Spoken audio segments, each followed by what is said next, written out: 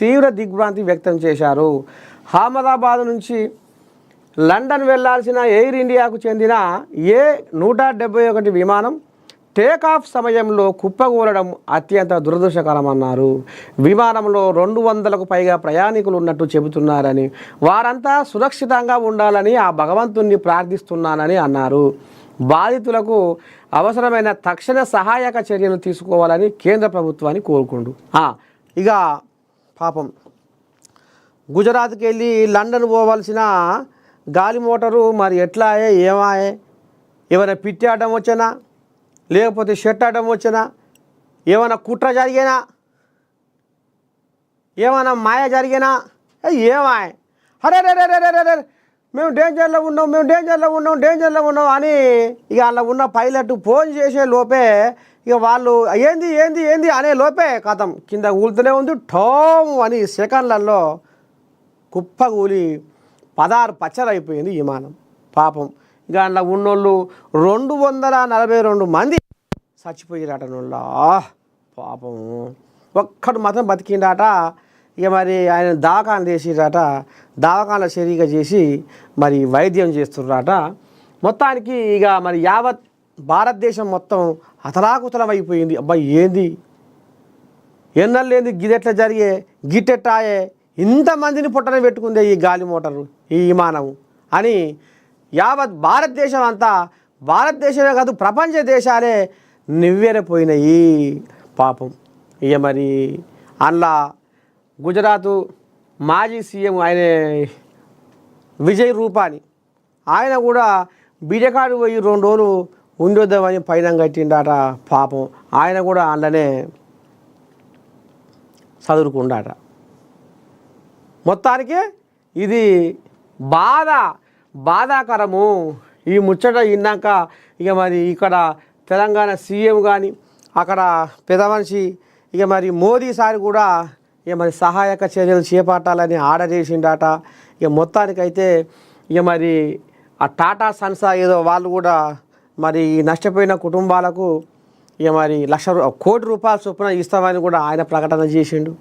ఇక మొత్తానికి ఆ శవాలు ఏవైతే ఉన్నాయో చచ్చిపోయిన శవాలు, ఆ శవాలు మొత్తం ఎక్కడికక్కడ గుర్తుపట్ట రాకుండా, రూపురేఖలు కానరాకుండా అయిపోయేసరికి ఎవరి మనిషి ఎవరికి ఇవ్వాలి, ఎవరి చేతులు పెట్టాలనేది సర్కారు ఇక మరి ఎక్కడ అయోమయంలో పడ మరి ఆ పరిస్థితి కనబడుతుంది. కాబట్టి ఇక అమిత్ షా చొరవ చూపి DNA పరీక్షలు చేసినాక ఎవరి శవం వాళ్ళకు ఒప్పచెప్తాం అన్నట్టుగా గా రకంగా మరి ఇక అమిత్ షా కూడా ఇక చెప్పుకొచ్చిండు.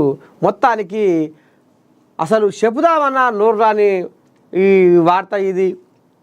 ఇవాళ ఒక్కరు కాదు, ఇద్దరు కాదు, 241 42 మొత్తానికి ఇంతమంది 100 మందిని పొట్టన పెట్టుకుంది గాలి మోటారు విమానము. మరి ఎట్లా ఇది, ఏ సాంకేతిక లోపంతో ఇట్లా అయిపోయే అనేది ఇక మరి రేపు తేలనుంది. కుట్ర జరిగినా, మాయ జరిగినా, ఏమైనా సాంకేతిక లోపమా, ఇంకేమైనా పిచ్చి ఆటం వచ్చానా, పక్షాటం వచ్చానా, ఏం జరిగే, ఎట్లా ఇది అయిపోయే అనేది ఇక దీని మీద మనం ముందు తెలుసుకుందాము. ఇక పోతే చిన్న చేపలే 100 కోట్లు దించే. నిన్న కూడా చెప్పుకున్నాం కదా ఈ సిగ్గిదప్పడం గురించి. కాళేశ్వరం ప్రాజెక్టు ఇంజనీర్లలో ఈయన కూడా ఒక ఇంజనీర్ అన్నట్టు. ఇది మంచిదే, ఇది జర పెద్ద కోయిలాగే, ఇది తక్కువదేం కాదు. ఇక పెద్ద కోయిలాగా జర తెలివి కల కోయిలాగా ఉన్నట్టుంది. ఇక ఇంట్లో మంచిగా అందిన కాడికి మేసింది అనుకో, రాదు అందిన కాడికి తమాషగా జోల నింపుకోండు. కాళేశ్వరం ఇంజనీరు ఆస్తులపై విస్తుపోయే నిజాలు, కాళేశ్వరం ఖజానాలో భయపడుతున్న అధికారుల భాగోతం. బీఆర్ఎస్ నిర్మించిన కాళేశ్వరం ప్రాజెక్టు పనులను పర్యవేక్షించిన అధికారి, నీటిపారుదల శాఖ అంటే ఎగ్జిక్యూటివ్ ఇంజనీరు నూనె శ్రీధరు కళ్ళు చెదిరే ఆస్తులు కూడబెట్టారు. ఆయన ఇండ్లు, కార్యాలయాలపై అవినీతి నిరోధక శాఖ ACB అధికారులు నిర్వహించిన సోదాల్లో భారీగా అక్రమాస్తులు బయటపడ్డాయి.